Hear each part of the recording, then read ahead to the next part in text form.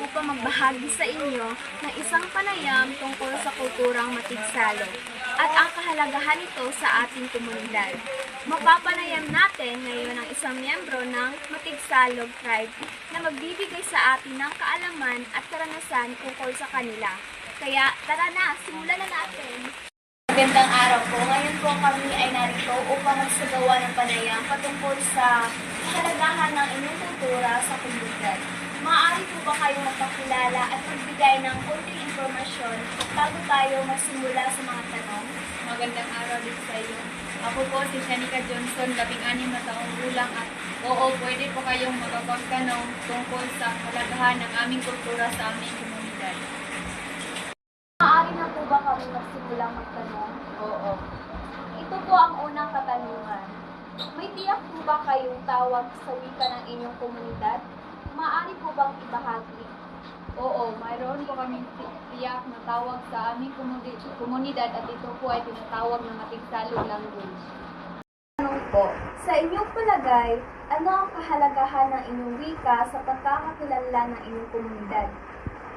Importante kayo ang mga tribo kay mao ni among kayamanan sa mga tribo din. Mao pod ni ang one way to communicate each other kay sa amua is kanang unlike sa mga nag-eskwela ni is kanang daghan na mga languages nga nabalaan unlike sa mga katong bitang mga lulu tatay kay dili sila kabalo kanang unsaon pag storya sa ubang language. So unang importante kayo ni sa amua kay kanang mao ni amo ang ginagamit aron maka-communicate ni each other. Sa tanong, mayroon po bang mga hamon o issue kinakaharap ang inyong komunidad sa pagpapanatili ng inyong wika? Sa karon wala man noon, mas mo-grow no na mga relationship sa usag-usa. Ang katanungan, ano po ang mga salitang katutubo na sa tingin ninyo ay unti-unti nang nawawala? Bakit po kaya? Kanang daghan jud kayo ang mga salitang katutubo nga kanang paminaw na ko nga kanang nangawala na karon pero maghatag na kog isa ka example kanang pananglitan maopyan marusilang so karon ang ginagamit naman nila is kanang Bisaya language which is kanang maayong gabi. Katanungan, mayroon bang mga salitang katutubo na nagbago ang kahulugan sa paglipas ng panahon? Oo, naa jud pananglitan kanang ula-ula ang pasabot ang kaana is kanang nawong pero sa karon kay ang pasabot ana kay ulo or kanang head. Itong katanungan, paano po ninyo itinuturo ang inyong wika sa mga kabataan ng inyong komunidad? Kanang sa amua is kanang dili jud na mo sila ginay dili na mo ginatudluan ang mga kabataan kung unsa or about sa mga wika or unsa nila pag storya ani kanang kuan lang same sa Bisaya di ba kanang one man kanang Bisaya imong mama papa so ang imong anak is kanang Bisaya pud na ang language so same sa amua di ba kanang Matigsalog so Matigsalog magminatigsalog man sila so amo po masulod sa among mind nga kanang amo din ay pasabot so amo ra pud silang masabtan. Sa inyong pananaw, paano po nakakatulong ang inyong wika sa pagpapalaganap ng kultura ng inyong komunidad?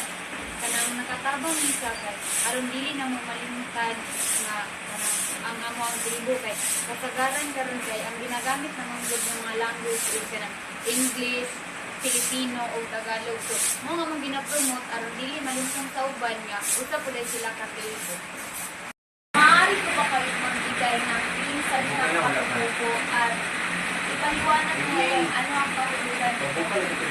Ano maupian parusilog or kanang mabuhat ng sentence maupian parusilog kanilamon or ang pasabot na in Bisaya is kanang maayong gabi sa inyong tanan. Ang kasuotan ng mga matigsalog ay makukulay at may masalimuot na borda na gawa sa hinabing tela mula sa abaka o cotton. Kadalasang may pulang, dilaw, puti at itim na kulay. Bawat disenyo at kulay ay may kahulugang sumasagisag sa kanilang kultura, paniniwala at matibay na ugnayan sa kalikasan. Sa likod ng makukulay na kasuotan at masayang awit ng mga matigsalog, naroon ang isang kwento ng katatagan ng isang lahing patuloy na nakikipaglaban upang mapanatili ang kanilang pagkakakilanlan sa kabila ng mabilis na pagbabago ng mundo. Sa bawat hibla ng kanilang hinabing tela, sa bawat indak ng kanilang sayaw, at sa bawat awit ng kanilang puso, isinasalaysay nila ang malalim na ugnayan sa kalikasan at sa kanilang mga ninuno. Ngunit habang lumilipas ang panahon, tila unti-unting natatabunan ng ingay ng modernisasyon ang kanilang tinig. Ito'y paalala sa atin na ang kultura ay parang ilog. Kapag pinabayaan, matutuyo. Ngunit kapag inalagaan, patuloy na dadaloy at magbibigay buhay.